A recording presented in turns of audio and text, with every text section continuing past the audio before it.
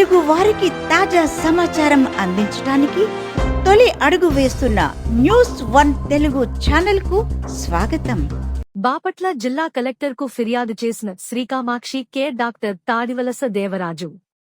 సోమవారం బాపట్ల జిల్లా కలెక్టర్ కార్యాలయం నందు ప్రజా సమస్యల పరిష్కార వేదికలో శ్రీకామాక్షి care hospital managing director doctor Tadivalasa Devaraju rent agreement వివాదం చీరాల కోర్టులో ఉండగా భవనం యజమాని బుర్ల వెంకటరావు తన రాజకీయ, ఆర్థిక అంగబలంతో హాస్పిటల్ను ఖాళీ చేయించడానికి ప్రయత్నిస్తూ దేవరాజుపై అధికారులకు ఫిర్యాదులు చేస్తూ మానసికంగా, శారీరకంగా ఇబ్బంది పెడుతున్నారని, హాస్పిటల్పై తప్పుడు ప్రచారాలు చేస్తూ ఉన్నారని కోర్టు నిర్ణయం వచ్చేంతవరకు శ్రీకామాక్షి కేర్ హాస్పిటల్ ద్వారా వైద్య సేవలు అందించుటకు ఎటువంటి ఆటంకాలు లేకుండా బుర్ల వెంకటరావు, వారి బావ పమిడి భాస్కరరావు నుండి మరియు అధికారుల నుండి రక్షణ కల్పించాలని విజ్ఞప్తి చేశారు.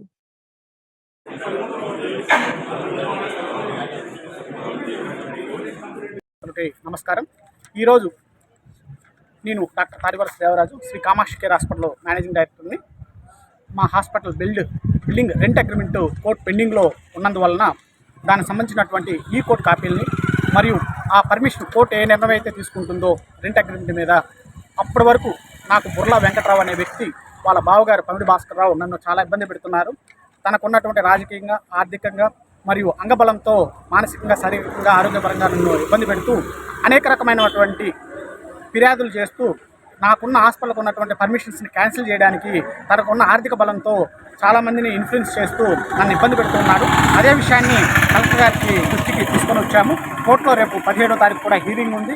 ఇంతవరకు ఫిబ్రవరి 13వ తారీఖు కోర్టులో కేసు నమోదు చేస్తే ఇంతవరకు బుర్ల వెంకటరావు అనే వ్యక్తి, మీకు తెలిసే ఉంటుంది, బుర్ల వెంకటరావు అంటే ఈపురపాలెం సీమౌత్ని కబ్జా చేసినటువంటి నిందలను ఆరోపిస్తున్నటువంటి బుర్ల వెంకటరావే.